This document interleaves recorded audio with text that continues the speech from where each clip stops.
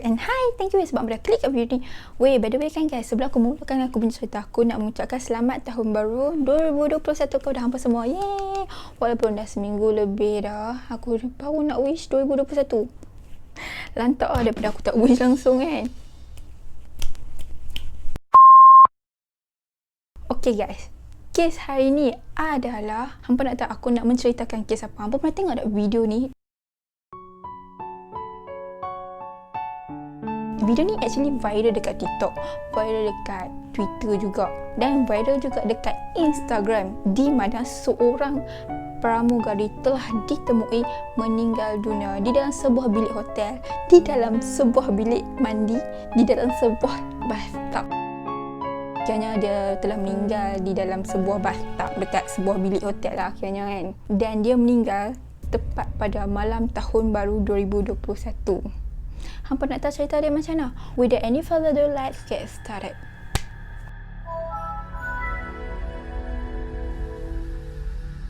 Pada 1 Januari 2021, lebih tepat lagi pada malam tahun baru, seorang pramugari asal Filipin telah ditemui meninggal dunia di dalam bathtub di dalam sebuah bilik hotel.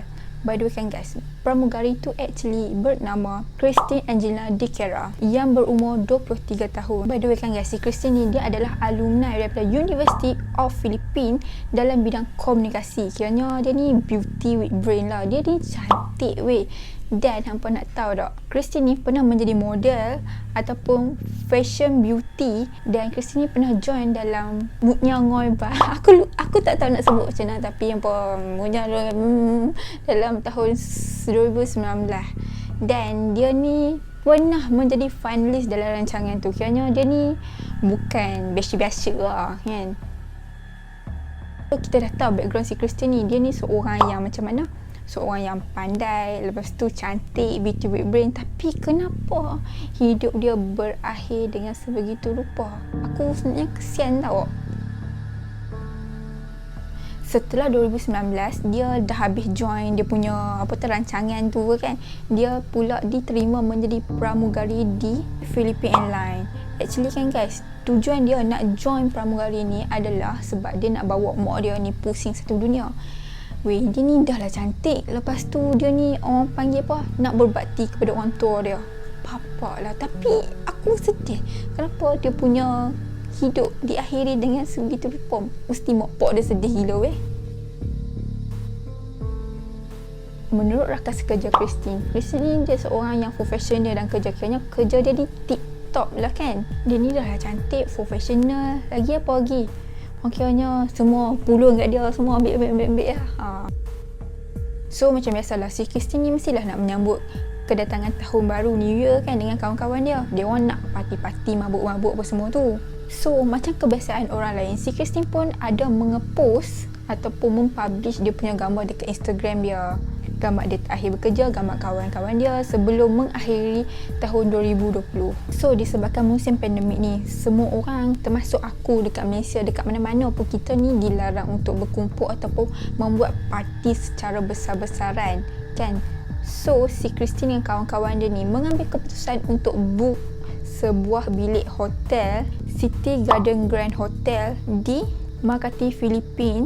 Actually kan guys, tujuan dia orang membook hotel tu sebab dia orang ni nak buat private party lah kan, untuk depa je. So nak jadikan cerita, dia orang dah book dah hotel apa semua tu kan. Total semua orang dalam bilik tu adalah 11 orang termasuk Christine. Dan actually kan guys, Christine hanya kenal 3 orang je. Yang selebihnya tu dia tak kenal. Itu adalah kawan kepada kawan Christine yang dijemput oleh kawan Christine. Dan ada viral satu video di mana Christine ni dia makan dengan kawan-kawan yang banyak orang tu lah kan. Dan dia orang ni kelihatan sangat happy, bahagia, macam tipikal orang yang sambut New Year lah kan. Happy-happy. Dan kalau hampa parti betul-betul video ni lah kan, seorang je perempuan iaitu Christine, yang lain semua lelaki. Bagi aku tak salah nak kawan dengan lelaki. At least hang tahu jaga diri hang dan tak buat benda-benda tak elok. That's all. Bagi aku kan guys, girls yang kawan dengan lelaki, ramai orang lelaki ni, actually kan guys, dia orang ni bukannya nak apa sangat kan. Dia orang bagi aku sebab apa? Sebab first, Kalau hang seorang je dalam kumpulan lelaki tu, hang akan rasa yang paling cantik dan hang tak akan insecure dengan perempuan-perempuan lain. Second, kalau hang lepak dengan banyak lelaki, hang tak akan dapat banyak drama tak. Sebab apa? Perempuan suka drama. Aku pun suka drama, tapi aku more tu malas nak beritahu sangat. Yang ketiga adalah dilindungi. Kalau hang surrounding dengan kawan lelaki, mesti hang akan rasa hang yang paling dilindungi. Sebab apa? Sebab hang seorang je perempuan. Sebab tu lah. Tapi dalam kes Kristi ni tak macam tu Dia tak dilindungi. Malah dia sedih nak kata. Pada 1 Januari tahun 2021, kawan si Kristi ni, si Romel, dia telah menjumpai Kristi di dalam sebuah bathtub. Tahu tak? Dia ingat Kristi ni dia tidur dalam bathtub tu. Sebab apa? Dia orang kan pari ada mabuk-mabuk semua tu. So mungkin dia orang penat pening kepala.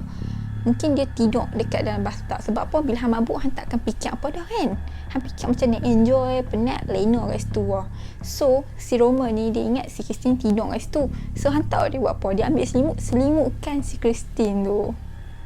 And then dia tinggal lah si Christine kat dalam bathtub tu. After 2 hours, si Roman tu datang balik kat Christine tu. Untuk apa? Untuk gerak dia, untuk bangun lah. Kita nak caw dah pada bilik ni. Okay, dia gerak-gerak. Tapi dia pelik. Kenapa si Christine ni tak bangun? Dia gerak-gerak. Dan dia panggil lagi 2 orang kawan dia untuk bawa Christine ni pergi ke hospital. Tapi malangnya, doktor telah mengesahkan yang si Christine ni telah meninggal dunia. Dan hasil bedah siasat mengatakan badan si Christine ni terdapat lebam-lebam dan luka-luka. Kiranya dia macam telah disiksa sebelum dia meninggal dunia. Dan selain luka-luka dan lebam-lebam kat badan Christine ni, terdapat lebih pada 1 DNA sperm dekat badan dia. So start dari situ, si Christine pun telah dibawakan ke hospital dan telah disahkan meninggal. Terdapat luka-luka dekat badan dia dan terdapat lebih daripada 1 cecair sperm yang berbeza. Dan kes ni terus jadi kes polis. So start dari situ jadi kes polis. Jadi polis pun buatlah kerja dia orang. Polis nak mencari semua orang lelaki yang lepak dengan Christine pada malam tahun baru tu. Termasuklah 3 orang kawan Christine yang bawa Christine pergi ke hospital tu. Dan hampa nak tahu tak, hasil autopsi mengatakan yang Christine ni telah meninggal dunia disebabkan aneurysm. Actually kan guys, aneurysm ni adalah darah beku yang ada dalam saluran darah dan boleh membuatkan hampa punya organ membengkak. Contoh aneurysm yang selalu terjadi dekat manusia ni adalah dia terjadi kat otak, dia jadi terikat usus apa semua tu. And then aneurysm ni bahaya tak. Once dia terjadi, dia boleh menyebabkan kematian. Selain itu, dekat tubuh Christine dikatakan dia mempunyai lebih 1 DNA sperm kan. Luka dan beberapa kesan macam dia tu telah dirogol. Apa nak tahu tak, yang menariknya pasal kes Christine ni adalah saksi-saksi dia ataupun suspek-suspek dalam kes si Christine ni. So, suspek dalam si Christine ni baru tertangkap hanyalah 3 orang, iaitu kawan dia yang bawa dia pergi hospital tu, iaitu Romeo Galindo yang bagi selimut dekat si Christine tu. Yang kedua adalah John Della Serna dan yang ketiga adalah John Paul. Dan hampa nak tahu yang peliknya, dia orang punya keterangan ni tak sama tau tak. Di mana Romeo Galindo ni dia mengatakan yang dia jumpa si Christine ni time si Christine ni dalam bathtub dan dia selimutkan si Christine tu lah. Tetapi John Della Serna ni dia jumpa si Christine ni time pagi dan time tu si Christine ni terlihat hidup lagi lah. Dan hampa nak tahu yang menjadi kes ni viral gila, yang menjadi kontroversinya adalah saksi yang ketiga, iaitu John Paul. Dia mengatakan semua lelaki yang pergi celebrate, pergi party, pergi mabuk-mabuk dengan Christine malam tahun baru tu semuanya gay, homoseksual, tak suka langsung dekat perempuan dan tak ada nafsu langsung dekat perempuan. Dan mana boleh si gay-gay semua tu pirogo Christine. So disebabkan itu menjadi kontroversial sangat. Kenapa si Christine tu boleh meninggal seolah-olah dia telah dirogol oleh lelaki, padahal yang pergi celebrate dia tu sebenarnya gay. Bagi aku sangat kesian weh. Sangat kesian. Hang tak kisahlah hang gay ke apa, bila hang duduk satu bumbung atau satu bilik dengan perempuan, hang tahu kan apa akan jadi. Tak kisahlah hang gay ke, tak ada nafsu ke apa, Susah nak cakap, susah nak explain sebab apa. Aku pun tak tahu sebab apa. So disebabkan inilah netizen memberi pendapat dia yang tersendiri. Ada orang mengatakan yang si Christine ni dia telah mengambil ubat-ubat sebelum dia sambut New Year apa semua tu. Aku tak sure sama ada ubat-ubat tu dia ambil secara paksa ataupun kehendak dari dia sendiri. Dan kalau dia ambil ubat-ubat tu secara tersendiri, kenapa dia boleh ada kesan luka-luka dan kesan sperm apa semua tu? Dan kesan luka-luka tu seolah-olah dia telah dirogol weh. Hang tengok, dia cuma kenal 3 orang je weh, yang lain semua stranger bagi dia, tak berapa kenal. Sebab apa? 3 orang ni dia bawa geng-geng depa. Actually kan guys, yang 3 orang ni sahabat si Christine tau. Orang panggil boyfriend lah. Mesti si Christine ni rasa macam secure gila dengan dia orang, macam selamat bila dengan depa. Tapi end up dia kena rogol dengan kawan dia sendiri weh. So kat sini kita boleh ambil pengajaran yang hampa jangan terlampau seronok sangat, know your limit. By the way kan guys, kes si Christine ni still lagi dalam siasatan. Dia tak tahu siapa pembunuh dia, dan aku harap bangsat tu, aku panggil bangsat sebab apa, dia telah membuat si Christine macam tu. Hello, si Christine tu percaya dekat kawan-kawan dia, percaya dekat kawan-kawan dia, end up jadi macam tu. Aku rasa macam kesian weh, kesian. So kat sini aku nak bagi awareness dekat siapa-siapa lah orang yang tengok video ni. Hampa nak seronok-seronok juga, beringat sebelum pernah. Jangan terlampau seronok sampaikan hampa nak enjoy je. Hampa kena fikir keselamatan hampa. Sebab apa, banyak sekarang ni aku nampak hampa terlampau seronok taksub dengan sesuatu benda tu tanpa memikirkan akibat yang akan datang tentang keseronokan tu. Pokoknya apa, kiranya macam hampa jangan nak seronok sangat lagi.